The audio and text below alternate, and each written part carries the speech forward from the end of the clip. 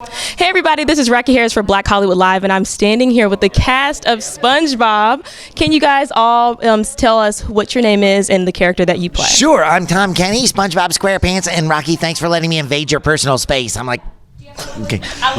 I'm Rodger, Bumpass, Squidward, Tentacles, and thank you for letting me invade your personal space. My pleasure.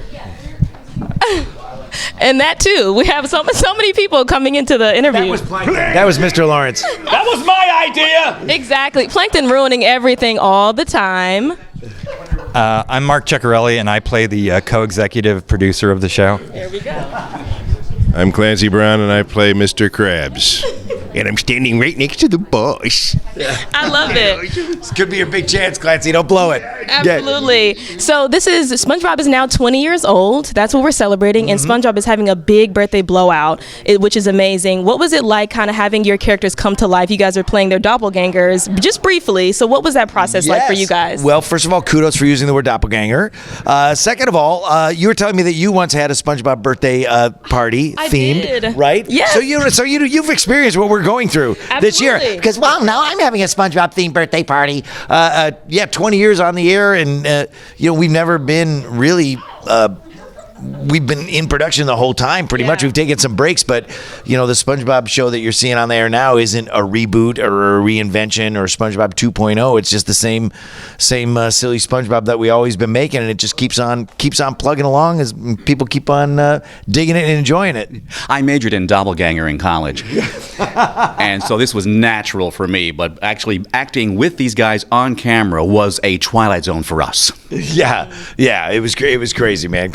And then I was gonna say, Clancy as Mr. Krabs had to wear his pants actually up here, so he kind of hurt himself. I saw him do it. It was like his belt was like here. And so who actually came up with the idea to have this as a part of the special? It was we all came up with it kind of together in the writers' room. So it was all of the writer brains, including Doug.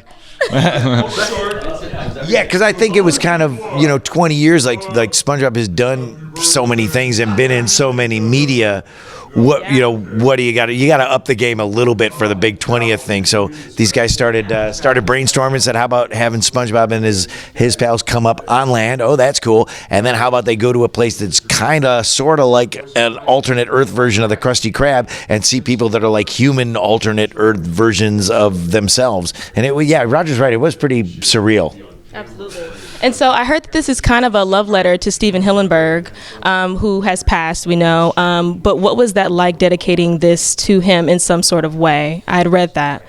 Well, the whole show is kind of dedicated to Steve. Everything we do is dedicated to Steve. We really miss him, and his spirit is still sort of over the whole show, and we're trying to honor that as best we can. Absolutely. And then kind of going back all the way to the beginning of SpongeBob, creating their voices.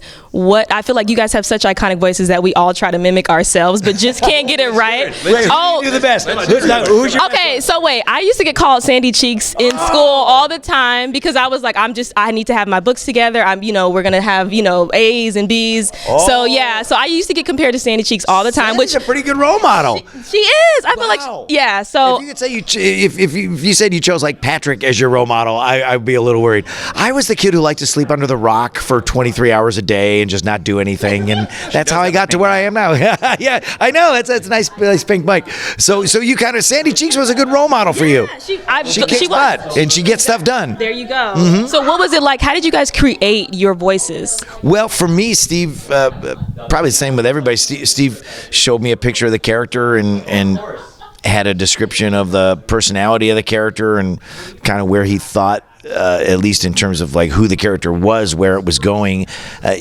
Steve never made.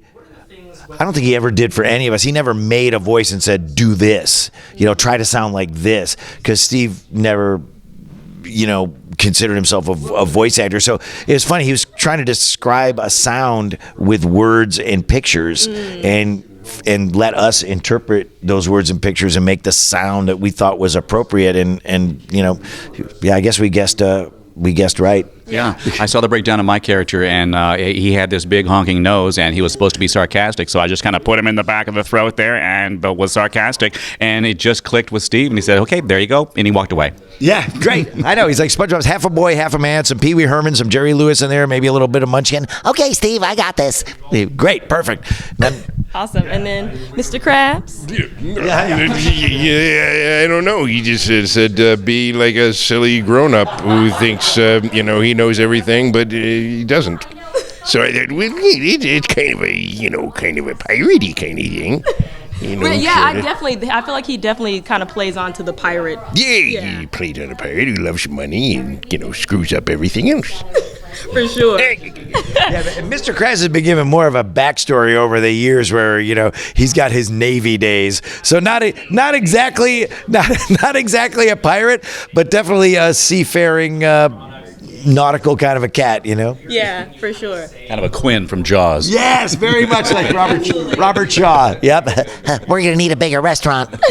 Absolutely. And then my last question, since this is all about birthdays, what would you gift your character? What would you think that they would want for their birthday? Wow, what would I give to? I think the best gift that SpongeBob could receive for his birthday would be a 97-hour work week at half pay. An Emmy. You heard it here first, kids. Right. Well, way to bow and scrape and beg. So wait, what would you say? What would you give Squidward? Oh, a gold-plated clarinet. Oh, yeah. And a place in the Philharmonic. And an Emmy. And an Emmy. Ooh, absolutely, because he's broken so many clarinets, so I mean, he needs one that's golden. I think the 97-hour work week at half pay sounds pretty good to me. It's a win-win. It's a win-win. Oh, I love it. Well, thank you guys so much. Thank Again, you so much, you guys have been an inspiration for kids, literally. Like I said, you guys have gone through different age groups, so many, including my own. And my niece are watching you guys it's amazing to be here with you guys. Not my niece, my nieces. My nieces are watching you guys on TV. Exactly. You kind of have to in this business, I guess, in some type of way. It's a lot of putting, equipment together. So there you go. But thank you guys so much again, and thank you for continuing the show. It's been amazing. Congratulations. Thanks, Rocky, and thank you guys. Bye.